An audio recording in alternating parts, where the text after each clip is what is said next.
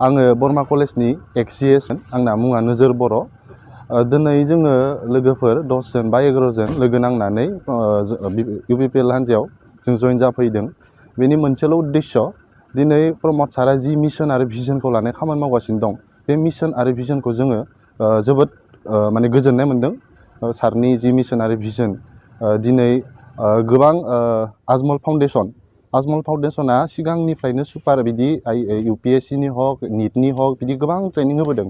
जोंनि दिनाव जोङो बेफोरखौ नुवामोन, नाथाय दिनै सम्भब जादों होनोब्ला प्रमद सारनि थाखाय बिथाङा दिनै सुपार 50 बायदि मोनसे माबा लानानै जे इयथ्सफोरखौ मोनसे मटिभेट खालामदों जे सासे गोरिब न'खरनि मानसियाबोदि सासे IPS UPSC होनानै बा APSC होनानै नीटखौ क्लियार बा नीट होनानै बा जों JEE होनानै बिसोरो क्रेक खालामनो हायो। सासे लवार मिडल क्लास मानसियाबो, लवार मिडल क्लासनिफ्राय फैनाय सुबुङाबो।